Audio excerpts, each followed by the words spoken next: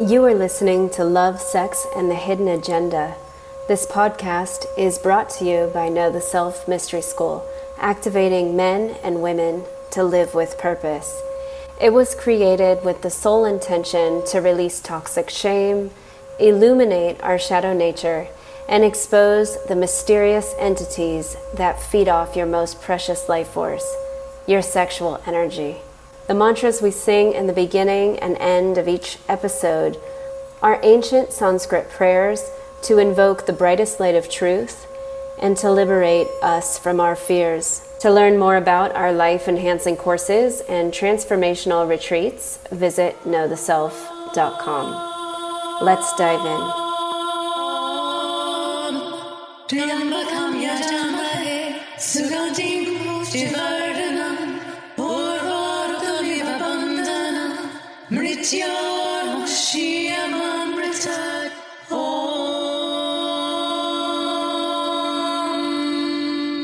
We are having a wonky eclipse. This one is intense. In fact, the last time there was a Gemini full moon eclipse was 2012. 2012. So that was the last time. So it's all about lifetime patterns being basically expelled and stuff coming up and just changing everything. And there's been a lot of, I feel like the idea of past trauma and just the past, like our past experiences, I don't know what you want to call it, baggage, whatever. So, but as far as trauma goes, and we've talked about this, and when we talked with Angelina Dixon, and you were talking about your relationship, and I know you've had a lot of trauma, and so how do you think this is affecting your relationship, like the current relationship you're in, and how does one, move through and navigate relationships when there's been a lot of trauma in the past? And we all have trauma. Yeah, it's coming up big time for people right now. I think the eclipse always illuminates what we've been hiding or what needs to come up for healing. I know for those of you who've been following me, I used to do these retreats on every eclipse, and I just had to stop because the amount, it was perfect for all the attendees, which, because you assisted me on many of them. It was perfect for the attendees because the energy was so ripe for us to do this shadow work, to clear out and purge. And it was better to be together during an eclipse in ceremony rather than, at home alone thinking you're just going crazy and you don't know what's going on. So eclipses are rough. If you guys have had some wild eclipse experiences, please share them with us. Because it's fun when we hear each other's to see oh, okay, so this is actually the collective experience of the influence of the moon. But yeah, I'm personally done with it. I feel a lot comes up for me and around trauma and relationships. Yeah, it's a tricky energy to navigate. So when getting into any relationship, especially if it's not your first love, you come with some baggage, right? We all have baggage, but if you have... Even with your first love, you have baggage from your relationship with your parents, so... Right, and then if you have sexual abuse in your past, or you dealt with divorce or betrayals, that all adds to a kind of internal... censoring that's like sensor meaning it's an internal navigation sensor that kind of gets hyperactive, so for people in their 40s like ourselves or older, sometimes they just stop. If their relationship ends, they're okay, I'm going to be single for the rest of my life. I can't do it anymore because you have so many relationship dramas and you just feel like they're breaking you down sometimes. So I think all that's normal. I've been tracking myself and my trauma for a long time, and noticing like repeating patterns come up, especially around eclipses, where I see that, we all have these trigger events. There's something that kind of triggers the trauma. Like we might even think that we've overcome it, we've worked on it, we've been in therapy about it, and we don't feel like that anymore. But some behavior or something happens, and then there it is again, like right in our face. And sometimes it's hard to discern, if it's actually happening again, like if this is really a bad person you're dealing with, or you're in this situation again, or is it just like your paranoia? So for example, like some of my triggers are being ignored because I was severely neglected as a child and as an adult by my family. So it was like, if somebody starts ignoring me, like my partner is like, oh, I forgot about you, or not returning my calls or my texts and things like that, I sometimes think the absolute worst. Yeah. Well, what's your trigger? I also have that trigger. I think more or less, actually, more specifically for me, I think it would be being dismissed. Right. Yeah. So everybody, I think, has like that trigger where disrespect is also a big one for me. Like if I feel that someone's not respecting what I've requested and I've repeatedly told them in a nice way, then it's like it hits that point where you're like, I'm fed up, I've hit my boundary, and you kind of start flailing out or getting that fight.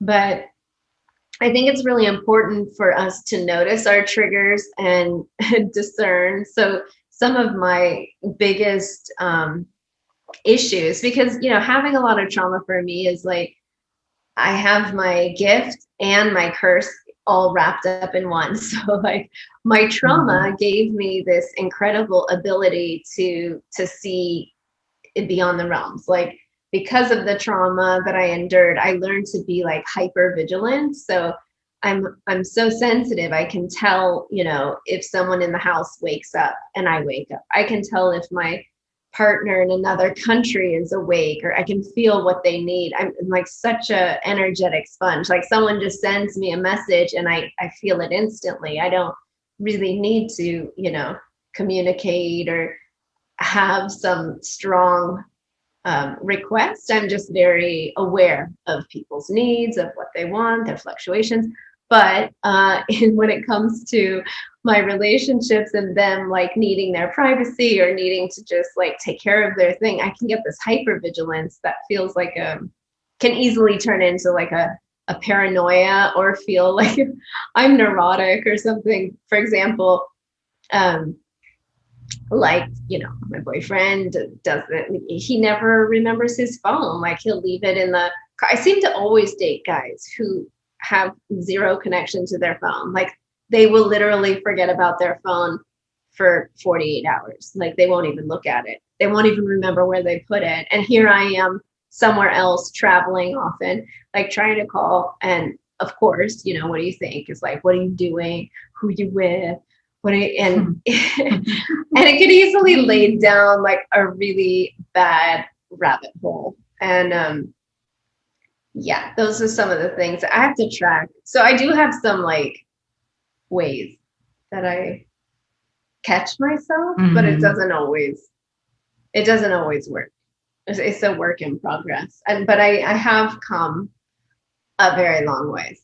Yeah. But I see people doing it constantly, like not aware that they're like damaging their relationship. Like they just, like jealousy is a big one you see normally, like acted out in all our soap operas and stuff. Right. Yeah. And then it must get confusing for you because, like if you sense, that your boyfriend is like hanging out with his sister, for example, you might think like, oh, I feel him hanging out with a woman, but then it gets confused. Oh yeah, that totally happened. I know. I was thinking like, where is he? I'm like, oh, okay. oh, he's talking to a woman. Oh, he's talking about me. And I was like suddenly so nervous. And I immediately think the worst because so many bad things have happened to me. I start thinking like, I never would even think it was his sister. I was just like, who's he talking to? What's going on? And then I call and he doesn't answer. And it's like, is he doing something? And then, hours later or the next day, I find out like, oh, that was his sister. And it's sort of like, oh, sorry. Oops. My bad. And like so all of you who are psychic probably know what I'm talking about. Because sometimes being a seer or being psychic or highly sensitive or highly attuned, and women, I mean, all women, we know it's like, oh, I know he's with someone else right now, or you can sense it. And if you are a seer for a profession, then the scary part is like, how accurate are you, right? Like and when I've learned over many, many years, I've known this for probably 20 years, that my accuracy around my partners, when it comes to me personally, to see my own, like anything that emotionally triggers me, my accuracy is not 100%. And sometimes there's like 2 or 3 details that are absolutely true, but then the ones that aren't true are sort of like the defining factors that change the whole story, right? So yes, he's with a woman. Yes, it's late at night. Yes, he's in her house. Yes, they're having dinner. But then there's like the main point, like it's his sister, like, oops, like, I know what you're doing. No. And so it's easy to like get carried away. And over the years, I've like caught myself, but it's not always so easy. And I think it becomes harder when, I can't see them. Like if I can hear the voice, I know pretty instantly, like, oh, okay, that's what's going on. But most of my boyfriends, yeah, they're like, stop reading my mind. Like, stop, you freak me out. And I don't like that you're in my head. And I'm not trying, honestly. Like, I don't try. I'm not like, let me spy on him. No. I don't do that. It's totally misusing the energy. But for me, it hits me. Like I'm cooking, and I'll suddenly I like have anxiety and I'm panicking and I'm like, what's going on? Where's my boyfriend? What's happening? Somebody's talking about me. They're this, that. And then, woof. Oh, goodness. So yeah. Eclipses always tend to bring this out of me. And I'm starting to notice, I'm like, okay, when the anxiety hits, when the mind starts racing, when I lose patience, like these are times when I seriously have to call a sister. So as you can see, we're in the same place right now. Yeah, call a sister and like hang out and ground myself out and do like self-soothing stuff. But I think when we have these unhealed places in us, yeah, it's all coming up a lot right now to see. Like, to me, like the full moon illuminates it, but when there's an eclipse, it's like, oh, and here's what you thought you put under the carpet or put in the closet. Like, here's this ugly piece, like the really disturbing part of yourself that you need to like love back into wholeness. And I think that's the hardest part, is like loving, whether it's the toxic shame that you might carry from your abuse, or if you were like a victim, like if people were raped or something, like we have this kind of shame that we carry inside us, and we have to like love that part of ourselves back. Right. Can we pause? Yeah, you're like gonna fall over. Yeah, so in the spiritual community, sometimes people can get obsessed with doing the work, and expressing feelings, finding the feeling. So, I mean, is it ever enough? Doing the work. Yeah, I think that there can be an addiction to healing. And I think a lot of people who get really into following gurus or taking lots of self-help courses and trying to fix themselves and find some perfection. And it can feel like, or doing like past life regression, or going from therapist to therapist, or alternative healer to alternative healer, always feeling like something's wrong.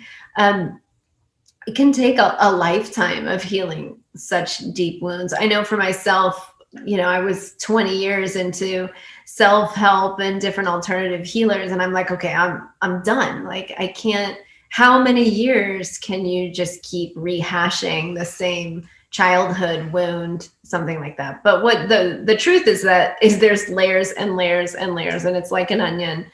And does it ever end? And I really believe that it doesn't totally end until we've completely ascended off this plane. I feel like life is a school, but I do think that it's important to regulate yourself and to find ways. And one of the things I teach in the school, like, I know people, they start working on themselves and healing, and they're like, wow, okay, it's getting worse, because maybe when you start to focus on a pattern, like say you have a trigger like I do about being ignored, or someone lying to you, and it starts triggering a bunch of extra emotion and baggage that's obviously not a part of the current situation, like it's coming from these past stories. I have this thing I developed, like the 4 stages of inner growth, so you can really track it, because I was always asking myself, like, am I moving forward or backwards? Am I actually getting better or worse? And so I had to see it in the stages. And I really encourage you guys, if this is you, to write this down. It's also in my book. It's like a pretty graphic. You can download it from the workbook that comes with my book, Synchronicity. But I'll just share the 4 stages really quick. The first stage is like noticing that you even have a pattern. So many people don't even think that they have a trigger or a pattern. It could be as simple as like a little white lie you tend to tell. But once you notice that trigger and that you actually admit that you have an issue, then you start to see it everywhere. And so stage 2 is when you're like aware of how often this trigger is like running your life. So you say, oh, I did it again. Oh my God, I did it again. I did it again. I did it again. And that's the scariest like stage to move through, because you think like it's never going to end and you're permanently ruined. How many women that are just like, I'm unlovable because this thing happened to me as a child. And this is a common story for rape and incest survivors. So you see like, oh, I'm shameful, or oh, this is happening again, or I was perpetrated again. The third stage is where it's about to happen, like the pattern has happened again and the scene's all set up. And so you see like, oh my God, it's going to happen again. But then you change something, like you take your power back and you're like, actually, I'm going to do something different. So in my case, where I'm realizing is like impatience about somebody like listening to me or having empathy with me.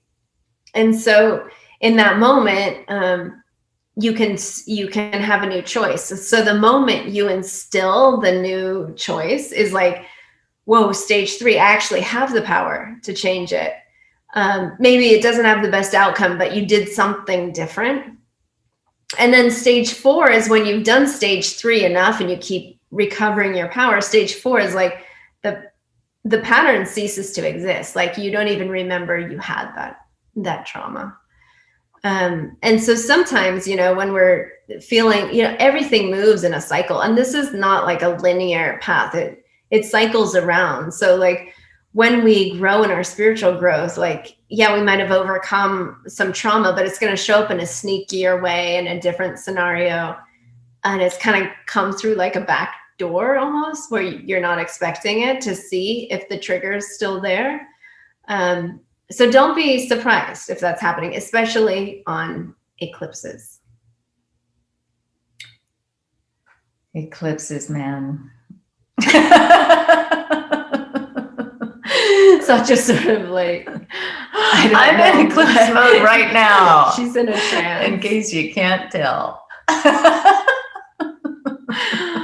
Oh my goodness. Thanks for hanging out with us, you guys. See you next time. See you next time. Bye.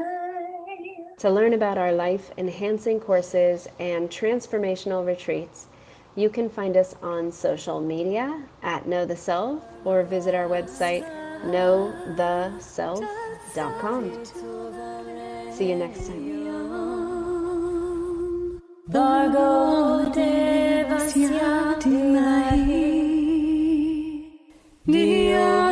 Thanks for hanging out with us. If you'd like to contact us and stay in touch with us, you can find us at lovesexagenda.com. That's lovesexagenda.com. You can also find us on Facebook and Instagram, Love, Sex, and the Hidden Agenda.